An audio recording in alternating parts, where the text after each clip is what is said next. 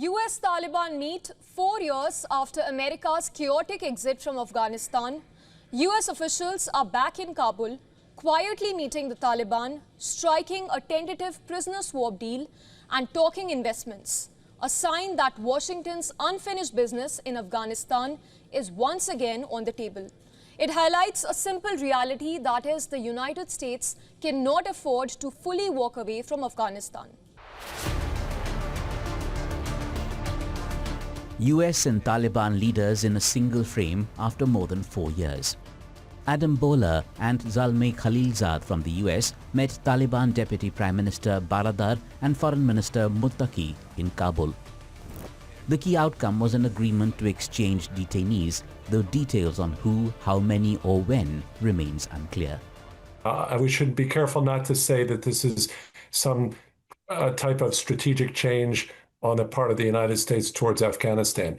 It's really, the catalyst is very clearly the desire of the administration to recover U.S. citizens who have been unjustifiably detained in Afghanistan. And that's something that the Trump administration has done since the outset in several other countries.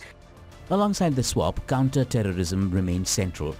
The US wants assurances that Afghanistan will not again become a safe haven for Al-Qaeda or ISIS-K. Talks touched on wider relations, investment opportunities, the status of citizens and humanitarian concerns. US officials see Afghanistan's humanitarian collapse, natural disasters and security risks spilling across borders. There's an obvious realization that a coherent long-term strategy for engagement can help the United States to better address its security, humanitarian and rights interests in Afghanistan. I know that the U.S. sees geopolitical gains in this short run, although you couldn't rule out some political dimension to these talks, because they included not just Adam Boehler, who is the basically the hostage envoy. He's the special envoy for U.S. citizens who are unjustifiably detained overseas. So he's the main hostage, as they call it, negotiator. But Zalmay Khalilzad was there. And you know, of course, that he was President Trump's envoy during the first Trump administration, and he negotiated that peace agreement with the Taliban. So there are tremendous obstacles. There's also reasons, of course, given the hardships in the country, for the Taliban to want to have better relations with the United States, but its policies present a tremendous obstacle to that goal. Other countries have already moved further, and that too remains a driving factor for the United States. Russia recognized the Taliban government in July, becoming the first to do so. Moscow is seeking cooperation on security and trade, especially in energy, transport and agriculture.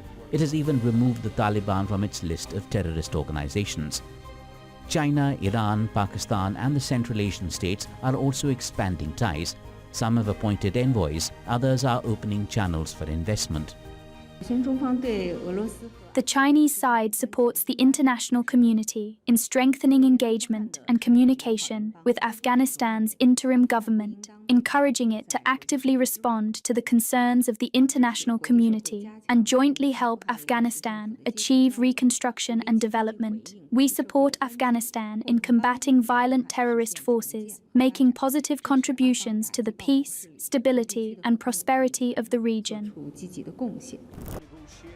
The calculation is clear. The Taliban is not leaving, and stability in the region requires dealing with them directly.